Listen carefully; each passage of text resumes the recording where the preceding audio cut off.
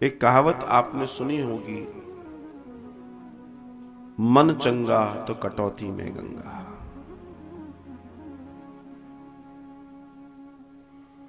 ये कथा भी आपने सुनी है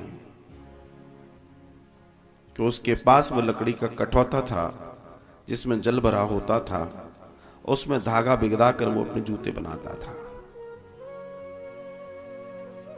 एक बार कुछ गांव के ब्राह्मण आदि इत्यादि श्री गंगा जी स्नान करने जा रहे थे और गंगा जी का स्नान करने जा रहे थे, उसके सामने से गुजरे। उसने राम राम किया, ब्राह्मणों ने भी राम राम किया। बोला, महाराज कहां जा रहे हो? बोला, गंगा जी नहाने जा रहे हैं। तो उसने उस कठौते में से कुछ सिक्का जो भी था वो निकाला और कहा कि गंगा जी को मेरी तरफ से दे देना। अब चूंकि बेचारे का भाव था, उन्होंने ले लिया, चले गए। स्नान कर रहे हैं।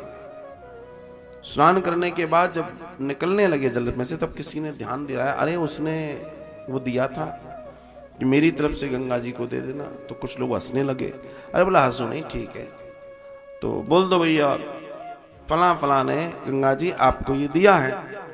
तो जो एक व्यक्ति ने हाथ बढ़ाया, एक सुंदर सा हाथ गंगा जी से बाहर निकला, रत्नों से जड़ा हुआ सुंदर कंगन आदि इत्यादि, अलौकिक था वो।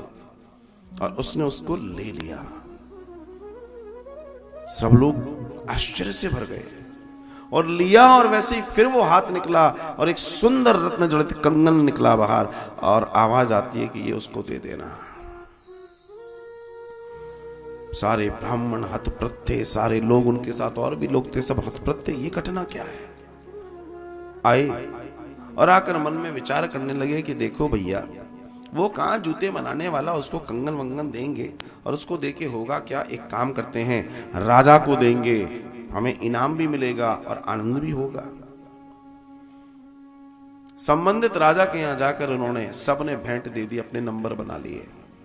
राजा प्रसन्न हुआ, सबको जो जो भी जैसा करना था उसने किया। और तब जाकर रानी के पास जब राजा ने उस कंगन को दिया, तो रानी उस कंगन को देखकर अभिभूत हो गई। रानी तो प्रसन्नता के मारे फूली नहीं समाई, और राजा से कह बैठी, मुझे ऐसा ही एक कंगन और चाहिए।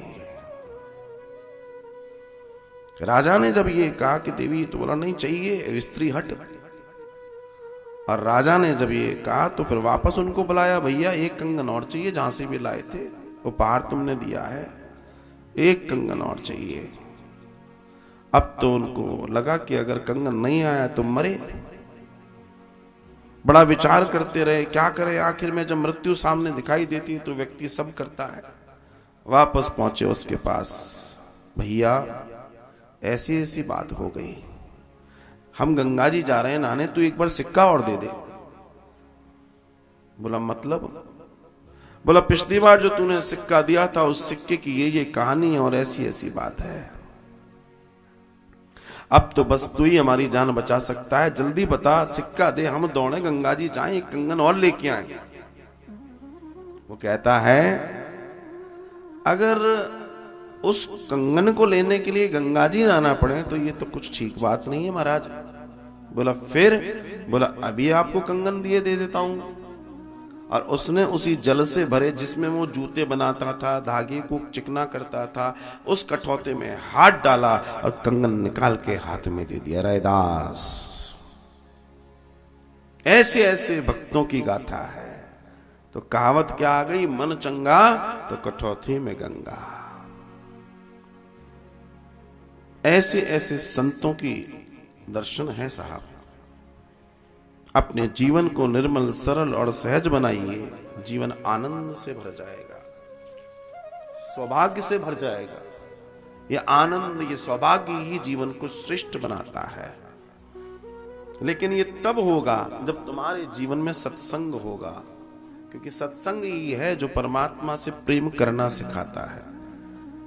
कथा श्रवण करने वाले ही परमात्मा से प्रेम कर सकते हैं, क्योंकि प्रेम हो क्यों, ये तो कथा ही बताएगी।